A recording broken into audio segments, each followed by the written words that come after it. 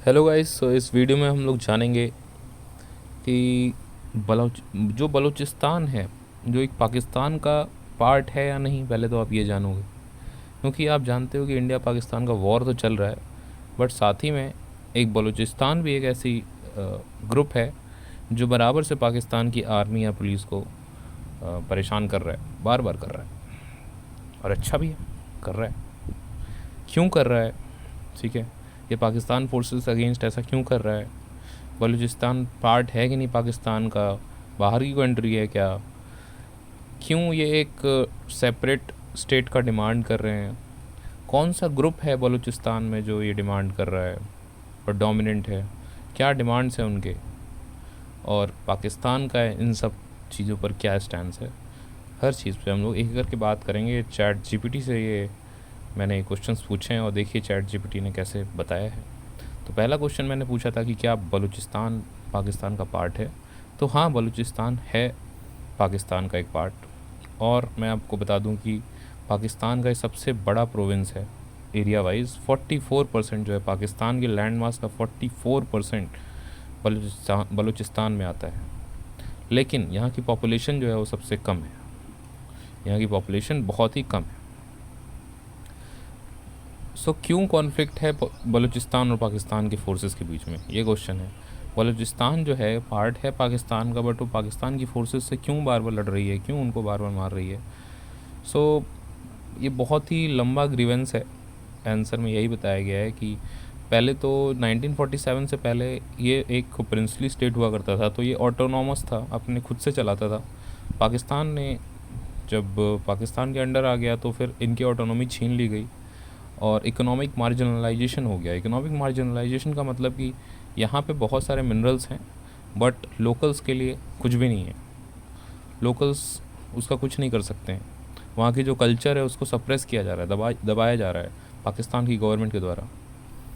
Many Baloch nationalist feel that, और बहुत सारे जो बलोच नेशनलिस्ट हैं वो ऐसा फील करते हैं कि यहाँ पे रिसोर्सेज इतने रिच हैं, लेकिन जैसे कि नेचुरल गैस है, मिनरल्स है, और पोर्ट जैसे कि ग्वादर पोर्ट भी है, लेकिन जो बलूचिस्तान है उसको बहुत ही ज़्यादा एक्सप्लॉइट किया गया है। बहुत ही कम बेनिफिट जो है इनकी लोकल पॉपुलेशन तक पहुंच पाते हैं। सारा बेनिफिट जो है वो बलूचिस्तान के बाहर ही रहता है। लोकल पॉपुलेशन के बाद पास जो है बेनिफिट आ ही नहीं पाता है।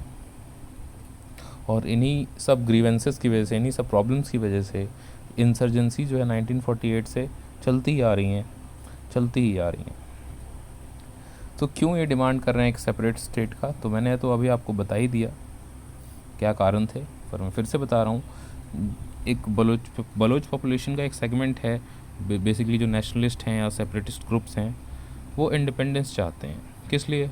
हिस्टोरिकल सॉवरेंटी के बेसिस पे, क्योंकि पहले 1947 से पहले एक प्रिंसली स्टेट था जो कि ऑटोनोमस हुआ करता था, तो अब तो ये ऑटोनोमस नहीं रह गया है, पाकिस्तान के अंडर है। एथनिक आइडेंटिटी को रिस्पेक्ट नहीं हो रहा है बिल्कुल भी। और इस्लामाबाद की गवर्नेंस से बिल्कुल अलग हुआ करता था ये बलूचिस्तान।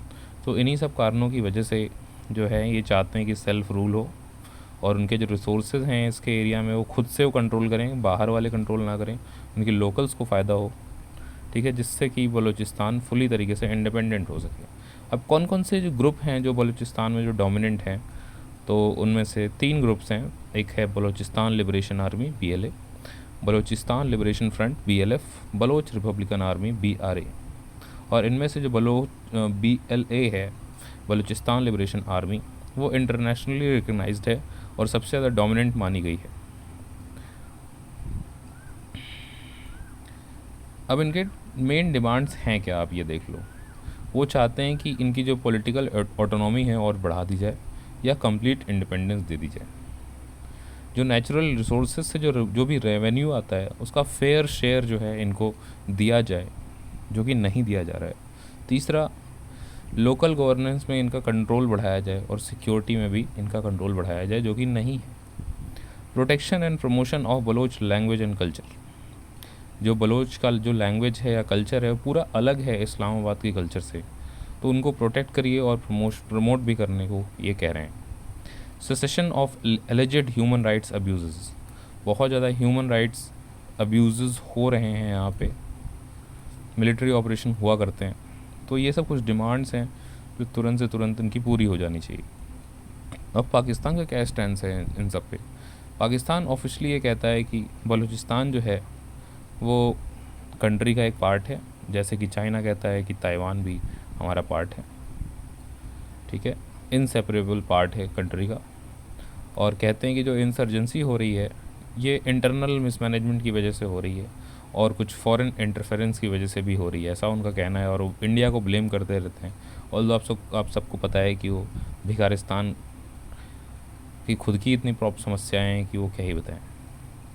और भी बहुत सारे, जैसे कि सिक्योरिटी मेजर्स क्या क्या लिए हैं इन लोगों ने, तो बहुत ज़्यादा हैवी मिलिट्री वहाँ पे लगा रखी है, पैरामिलिट्री की प्रेजेंस बहुत ज़्यादा है, जिससे कि इंसर्जेंसी को क्रश किया जा सके। ऑल्दो BLA आए दिन 10, 20, 30, 50 पाकिस्तान की आर्मी को मारती रहती है, आप देखते रहोगे। इकोनॉमिक इनिशिएटिव्स जो लिए गए हैं, जैसे कि चाइना पाकिस्तान इकोनॉमिक कॉरिडोर बनाया गया है, बलूचिस्तान के थ्रू वो जा रहा है, लेकिन उसमें भी यही है कि लोकल्स को साइडलाइन कर दिया गया है।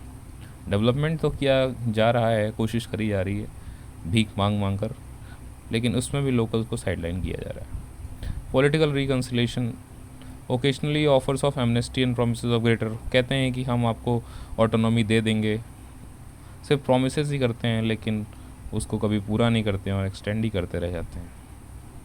तो यही कुछ प्रॉब्लम्स हैं। और ये है बलोच, जो कि इंडिया की एक तरीके से हेल्प भी कर रहा है, मुझे तो ऐसा लगता है। Thank you.